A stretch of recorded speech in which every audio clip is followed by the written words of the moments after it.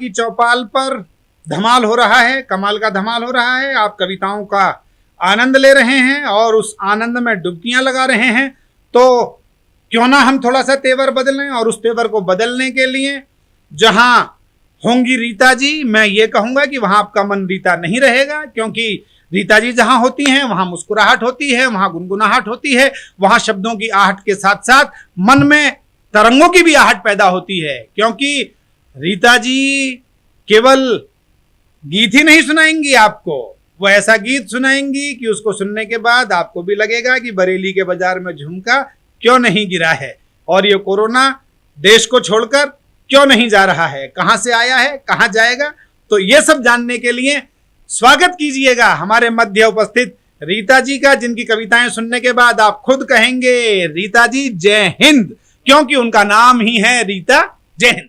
तो आइए भरपूर तालियों से स्वागत करते हैं रीता जय हिंद जी का।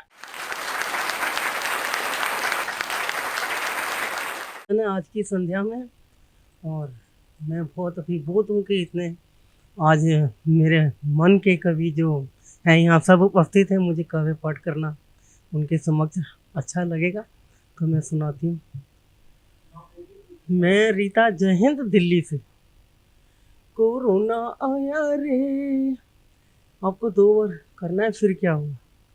कोरोना आया रे, इंडिया के उस पार से कोरोना आया रे, इंडिया के उस पार से आया कोरोना, कोरोना कोरोना, हाय हाय हाय कोरोना आया रे। हमने पूछा कहाँ से आया, किस रास्ते तू आया।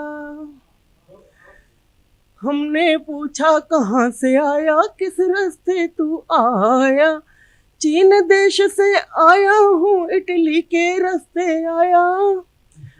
चीन देश से आया हूँ, इटली के रास्ते आया। बहुत दिनों से भूखा हूँ मैं, भोजन मिल ना पाया, हाय भोजन मिल ना पाया। फिर कोरोना आया रे, इंडिया के उस पार से कोरोना आया रे। वर्ल्ड टूर का शौक चराया, अब भारत में आया। वर्ल्ड टूर का शौक चराया, अब भारत में आया। यहाँ का पीएम बहुत भला है, जनता को समझाया। यहाँ का पीएम बहुत भला है, जनता को समझाया। ताली थाली की मार से तुमने मुझको मार भगाया, इसीलिए मैं ज्यादा दिन इंडिया में टिक ना पाया, हाय भारत में टिक ना पाया। फिर कोरोना आया था, इंडिया के उस पार से कोरोना आया था। जय हिंद, धन्यवाद। नमस्कार दोस्तों, मैं अनिल मित्तल, चेयरमैन सतमोला ग्रुप। मैं जैसे आप सब लोग जानते हैं कि 2004 के अंदर मैंने सतमोला कवियों की चौपाल आरंभ करा परवीन आर्य के साथ मिलके। तो हमारा उद्देश्य दोस्तों यही था कि जो आज ये काव्य पाठ है, जो ये बुद्धिजीवी वर्ग जो ये सुंदर काव्य पाठ हम लोग करते हैं, तो वो धीरे धीरे आज के ज़माने में लुप्त ना होता जाए। जो आज मॉडर्नाइजेशन चल रहा है, जितना टीवी पे हम और भी चीज़ें बढ़ती जा रही हैं, तो ये ना हो कि हमारी पुरानी जो ये एक संस्कार थे, पुरानी सभ्यता थी, कविता पाठ था, वो धीरे धीरे ये लुप्त होता जा रहा था। तो इसीलिए हम दोनों ने मिलकर 2004 के अंदर सतमोला की कवियों की चौपाल आरंभ करी, जिसके अंदर हम ऐसा प्लेटफॉर्म देते रहे हैं जिसके अंदर नए से नए कवि जो भी कवि काव्य पाठ उसमें करना चाहे उसका स्वागत करते हैं हम लोग, उन्हें मौका देते हैं नए नए कवियों को। और आप लोगों से यही निवेदन है कि जो भी चाहे आप पहली बार काव्य पाठ करते हैं तो आप सतमोला कवियों की चौपाल के प्लेटफॉर्म पर आएँ, आप लोगों का स्वागत है।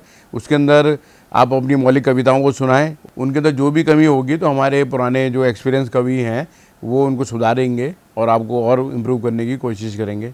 आपसे निवेदन है कि सतमोला कवियों की चौपाल में आएँ और अपना काव्य पाठ करें।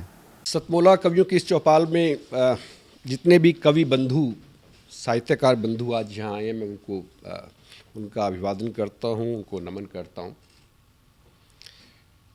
परवीन आर्य जी का ये जो प्रयास, सुंदर प्रयास, सतत वर्षों से चल रहा है। मैं इसका एक साक्षी हूँ। नवंकुर कवियों को जो ये मंच सतमोला कवियों की चौपाल जो प्रस्तुत करती है, ये बहुत सराहनीय और प्रशंसनीय प्रयास है। आज के इस कार्यक्रम में मैं उपस्थित रहा। मैंने भिन्न भिन्न रसों के कवियों को सुना और अभिभूत हुआ। वीरस के कवि थे, हास्य रस के कवि थे, श्रृंगार रस के कवि थे, और इस सब रस मिलकर जो है नवरस जो उत्पन्न करते हैं हमारे जीवन में, इनका बहुत महत्व है हमारे जीवन के बीच में। परंतु मैं आज एक बात जितने भी कवि यहाँ उपस्थित हैं उनके लिए बड़े आदर से मैं कहना चाहता हूँ कि आप को ये मंच मिला है, आप नवंकुर कवि हैं, परंतु आप हमेशा नव अंकुर कवि न रहें और अपने प्रयासों को इतना उदात करें कि एक दिन आप भी जो है देश भर में अपना नाम बनाएं, आपकी कविता श्रेष्ठतम कविता हो, ऐसा मेरा आपसे आग्रह है, ऐसा मेरा आपसे निवेदन है। आप में प्रतिभा है, आप उस प्रतिभा को अपने प्रयासों से और गहरा करें और उसमें गति लाएं, यही मेरी आपसे एक बार पुनः प्रार्थना है। इसी प्रार्थना के साथ मैं आप सबका पुनः एक बार धन्यवाद करता हूं, अभिनंदन करता हूं।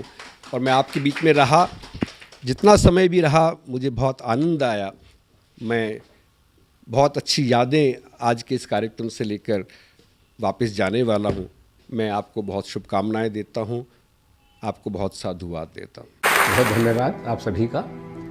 अखिल भारतीय साहित्य परिषद द्वारा संचालित सतमोला कवियों की चौपाल नामक ये जो कार्यक्रम है, ये अपने आप में इसलिए महत्वपूर्ण है कि केवल ये कार्यक्रम ही नहीं है, बल्कि यहाँ पर नवांकुर, नए नए कवि, नई नई कवयित्रियाँ इस मंच पर आकर के अपनी कविताओं को प्रस्तुत करती हैं, जो सारे संसार के अंदर जाता है। तो ये बहुत बड़ा मंच है, एक प्रकार से कार्यशाला जैसी है ये। तो इसलिए आप सभी लोग इस कार्यक्रम से जुड़ें, नए नए बच्चे यहाँ पर आएँ, बहुत अच्छा लगेगा। हमारा आशीर्वाद इस पूरी संस्था के लिए है, सतमोला कवियों की चौपाल के लिए है, और आप सभी के प्रति हमारा मन में बहुत स्नेह है, बहुत प्यार है। आप सब आएँ और इस प्रकार से यहाँ पर अपनी कविताओं को इस मन से सुना करके उपकृत हों और उपकृत करें भी हम सभी।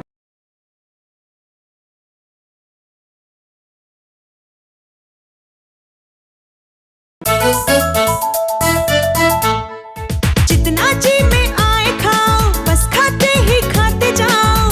डरने की क्या बात है जब सतमोला साथ है। टेस्ट है इसका सबसे निराला, हर दिल पर जादू कर डाला। स्वाद स्वाद में जमकर खाया, सतमोला ने खूब बचाया। खाने से डरता है क्या? सतमोला।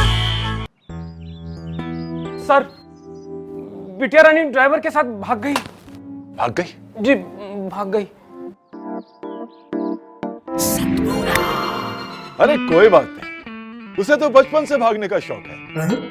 सतमोला खाओ, कुछ भी पचाओ।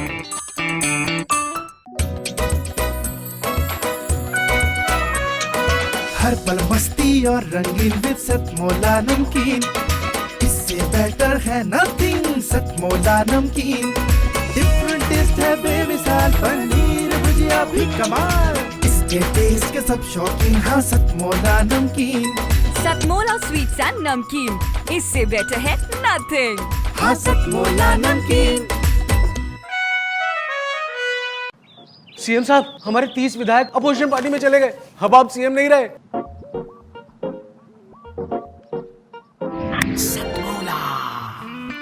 तो अब नया सीएम कौन बन रहा है? Tell me. सतमोला खाओ, कुछ भी पचाओ।